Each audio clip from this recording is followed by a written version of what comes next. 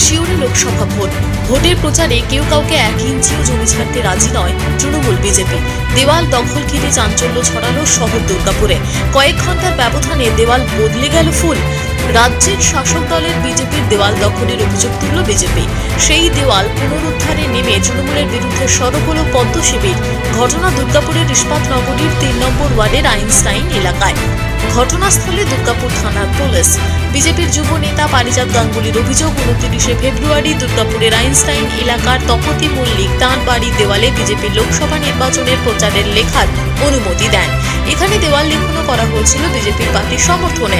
আচমকা রবিবার তাঁরা দেখেন দেওয়ালে বিজেপির সমর্থনে লেখা মুছে দেওয়া হয়েছে, লিখে দেওয়া হয়েছে টিএমসির নাম।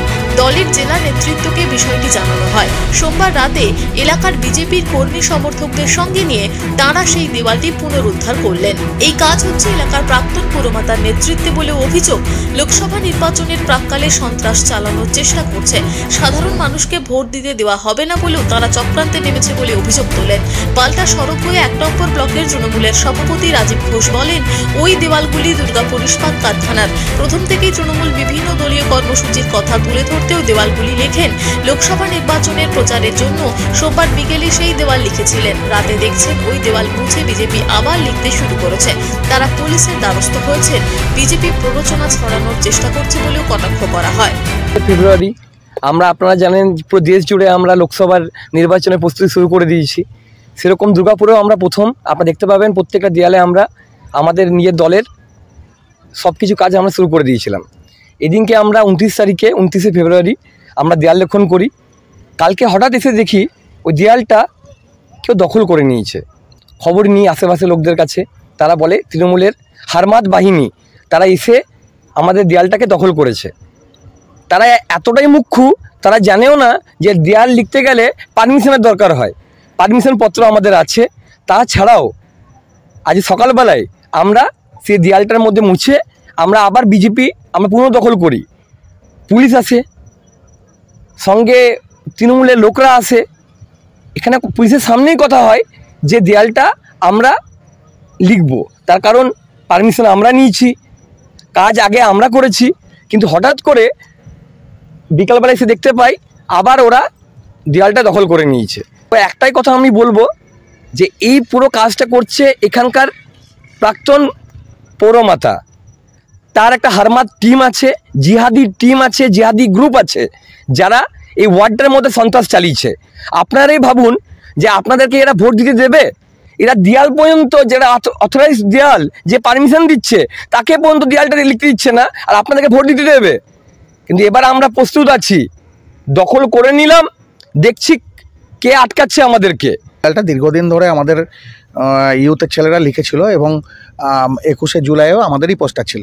হঠাৎ করে আমরা খবর পাই যে বিজেপি ওটাতে রং টং করছে। তো আমরা প্রথমে ওটাতে হস্তক্ষেপ করিনি, আমরা প্রশাসনকে জানিয়েছি, আমাদের মেন থানায় জানিয়েছি, বিজন আইসিও জানে। এবং যথারীতি আজকে বিকেলবেলা নিয়মমাফিকভাবে, যেহেতু আমাদের ওয়াল এবং আমাদের ব্লক বুক ফর ছিল, আমাদের ছেলেরা ওটা রং করেছে, চুন করেছে এবং ওটাতে আমাদের প্রার্থীর, মনোনীত প্রার্থীর নাম লিখে প্রচারের জন্য লিখেছে।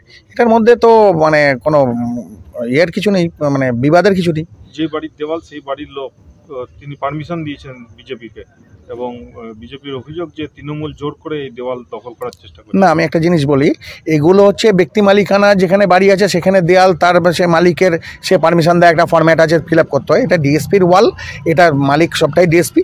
এবং আমরা এটাও জানি যে নির্বাচন আচরণবিধি লাগু হলে এই দেয়ালগুলো ডিএসপির তরফ থেকে মুছে দেওয়া হয়। সুতরাং এখানে ব্যক্তি, ওইখানে ওই লিজ হোল্ডার ব্যক্তি কি বললো না বললো তার কোনো গুরুত্ব আছে বলে আমি মনে করি না। বিজেপির অভিযোগ তৃণমূল এগুলো দখল করবে। না না, তৃণমূল, বিজেপির এগুলো তো দীর্ঘদিন ব্যাপী তৃণমূলই লিখতো। বিজেপি ছিল কোথায়? ওগুলো তো সবই তো তৃণমূলই লিখতো। হঠাৎ করে আজকে 2-4টে ছেলে এসে বিজেপি বলছে, এগুলো তো দীর্ঘদিন ধরে আমরাই লিখে আসছি এবং এগুলো ট্র্যাডিশনালি আমরাই লিখে থাকি। তারা আবার পদ্মফুল লিখেছে, আপনারা কি আবার মুছে দেবেন? না, আমরা দেখুন, ব্যাপারটা হচ্ছে যে আমরা প্রশাসনের দ্বারস্থ হব এবং যেটা আইনগত ব্যাপার সেটাই করব। কেন আমরা শুধুমাত্র এই ছোটোখাটো একটা বিষয় নিয়ে আমরা চাই না যে উত্তেজনা সৃষ্টি হোক। আমরা শান্তিপূর্ণভাবে এলাকার মানুষকে শান্তিপূর্ণভাবে রাখতে চাই এবং আমরাও চাই না কোনো অশান্তি ঘটুক। কেননা আমরা যেখানে অ্যাডভান্টেজে রয়েছি, শুধুমাত্র এইসব প্ররোচনায় পা দিয়ে আমাদের কোনো লাভ নেই। দুর্গাপুর থেকে সনাতন গড়াইয়ের রিপোর্ট, টিভি নিউজ 10। সুলভে সঠিক চিকিৎসার একমাত্র প্রতিষ্ঠান বিবেকানন্দ হসপিটাল। 24 ঘন্টা emergency service, blood bank, trauma care. আপনাদের সেবায় আমরা তৎপর। গুণমান ও পরিষেবায় দুর্গাপুর বিধাননগরের ডক্টর জাকির হোসেন এভিনিউর বিবেকানন্দ হসপিটাল শিল্পাঞ্চলের মানুষের মন জয় করেছে।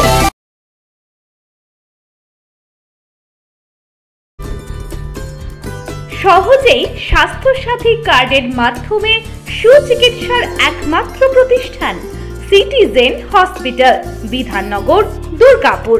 Helpline number 9800897855।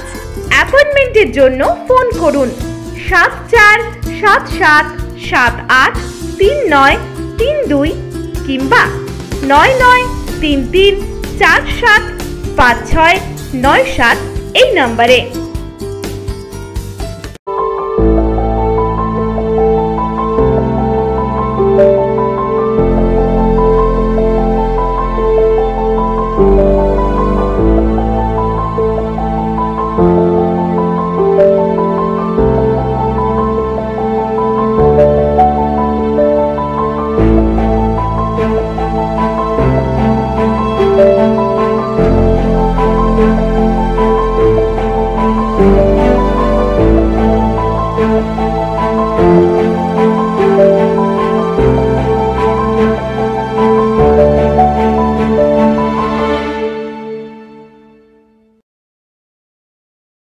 সবার আগে খবরের আপডেট পাওয়ার জন্য সাবস্ক্রাইব করুন আমাদের ইউটিউব চ্যানেল এবং ক্লিক করুন বেল নোটিফিকেশন আইকনে।